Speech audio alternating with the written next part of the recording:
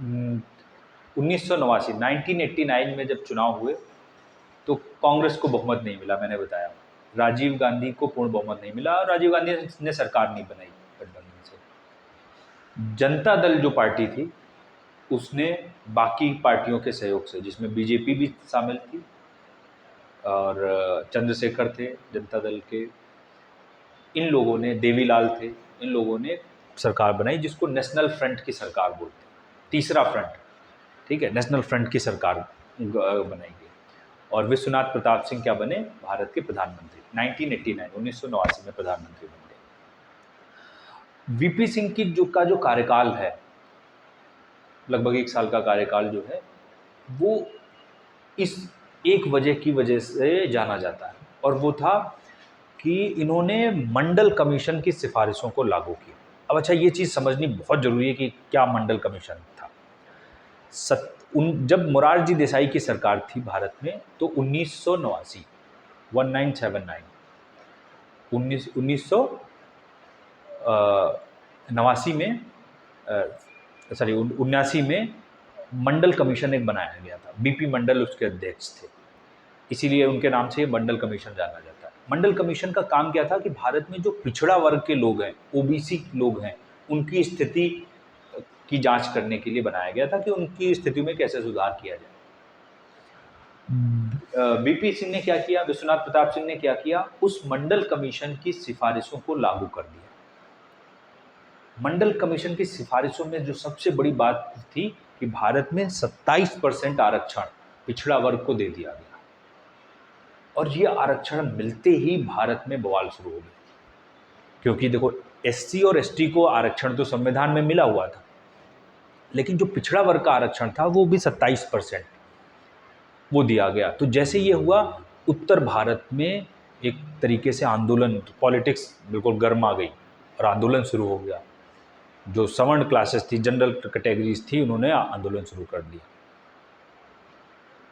और इस पे फिर केस आया। देखो, इसमें एक इंदिरा सोनी के नाम से केस आया बाद में, जिसमें इस 27% आरक्षण को अपहोल्ड किया गया कि चलो ठीक है, सही दे सकते हो, लेकिन क्रीमी लेयर का कॉन्सेप्ट लगाया गया ओबीसी में।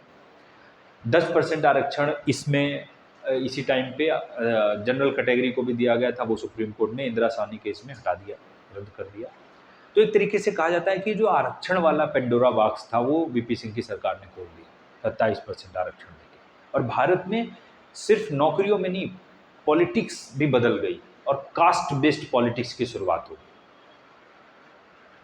बिहार में आरजेडी, लालू यादव के नेतृत्व में, यूपी में मुलायम सिंह यादव के नेतृत्व में ये पॉलिटिक्स की शुरुआत हो गई। पिछड़ा वर्ग की जो पॉलिटिक्स थी वो शुरू हो गई वीपी सिंह के टाइम।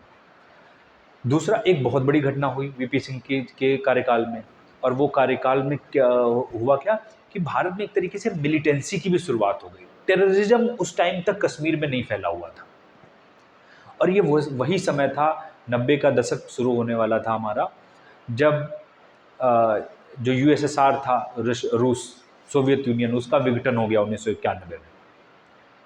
यूएसएसआर का विघटन हुआ तो अफगानिस्तान में यूएसएसआर को चुनौती देने के लिए, सबको पता है कि अमेरिका ने तालिबान और हक्कानी नेटवर्क जैसे आतंकवादी संगठनों की मदद की, हथियार दिए। अब यूएसएसआर का तो विघटन हो गया, यूएसएसआर अमेरिका से, अफगानिस्तान से चला गया। अब वो जो आतंकवादी संगठन थे उनको पाकिस्तान ने स्पॉन्सर किया और कश्मीर में टेररिज्म की शुरुआत हो गई इसी दशक में। और एक बहुत बड़ी घटना हुई, सबने सुनी होगी, कि सरकार के जो गृह मंत्री थे मुफ्ती मोहम्मद सईद, उनकी बेटी को आतंकवादियों ने किडनैप कर लिया, रूबिया सईद को, और फिर कई आतंकवादी छोड़े गए, तब उनकी बेटी को वापस किया गया। और कहा जाता है कि सरकार जो थी वो टेररिस्ट के सामने एक तरीके से बेबस नजर आई, झुक गई सरकार, और मिलिटेंसी की शुरुआत हो गई इस दशक से। अच्छा, ये वही समय था जब मंडल की राजनीति, इसको बोलते हैं मंडल की पॉलिटिक्स शुरू हो गई, मंडल की राजनीति। ये वीपी सिंह के टाइम को ही बोला जाता है कि मंडल और कमंडल की राजनीति शुरू हो गई। मंडल कमीशन ये हुआ, कमंडल मतलब आडवाणी जी ने रथ यात्रा की शुरुआत कर दी इस मंडल कमीशन की पॉलिटिक्स को चैलेंज करने के लिए, और एक अयोध्या रथ यात्रा की शुरुआत कर दी।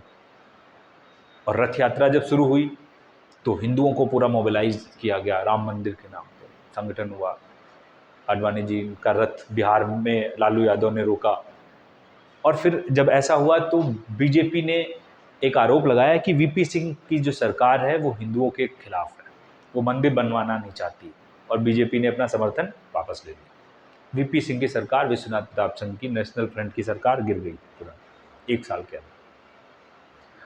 कांग्रेस जो राजीव गांधी के नेतृत्व में अभी भी सबसे बड़ी पार्टी थी, लेकिन बहुमत नहीं था, उसने समर्थन दिया। समर्थन किसको दिया? वीपी सिंह सरकार में शामिल थे चंद्रशेखर, और उनको समर्थन दिया गया, और भारत के अगले प्रधानमंत्री बन गए चंद्रशेखर, जो एक समाजवादी नेता थे, सोशलिस्ट लीडर थे, यंग तर्क बोले जाते हैं। कांग्रेस के अंदर ऐसे लोग जो सरकारी मशीनरी, सरकारी करप्शन का विरोध करते थे, ठीक है, वो प्रधानमंत्री बन गए। लेकिन जैसा चौधरी चरण सिंह के साथ में कांग्रेस ने किया था, इंदिरा गांधी ने, वैसे इनके साथ में राजीव गांधी की सरकार ने किया। बिल्कुल सही मौका देखते ही समर्थन वापस ले लिया, चुनाव करवा लिया, कि जब लगा कि हमारा ठीक टाइम आ गया है। तो इनकी भी सरकार कोई बहुत लंबे समय तक नहीं चल पाई, चंद्रशेखर की सरकार। लेकिन चंद्रशेखर की सरकार के समय में भारत का जो आर्थिक संकट था वो खुलकर सामने आ गया। भारत में इकोनॉमिक क्राइसिस बढ़ चुकी थी। भारत के पास कहते हैं कि तेल खरीदने के लिए, इंपोर्ट खरीदने के लिए भी पैसा नहीं बचा। बैलेंस ऑफ भुगतान संतुलन की समस्या उत्पन्न हो गई, महंगाई चरम पे अपने।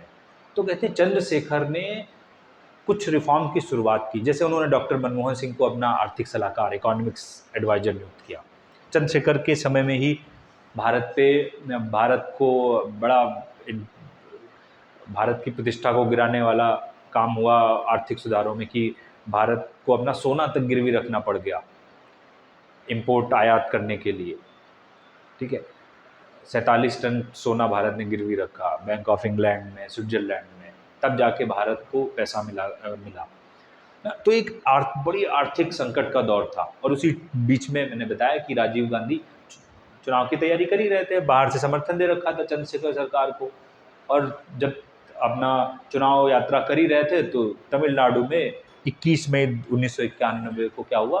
असैसिनेशन हो गया, राजीव गांधी की हत्या हो गई। अच्छा, और ये नेशनल फ्रंट की सरकार थी। चुनाव हुए 91 में, कांग्रेस फिर से सबसे बड़ी पार्टी बनकर आई, लेकिन फिर भी कांग्रेस को राजीव गांधी के हत्या के बाद में भी कांग्रेस को पूर्ण बहुमत नहीं मिला, और एक नई सरकार भारत में बनी। कांग्रेस की सरकार थी पीवी नरसिम्हा राव के नेतृत्व में।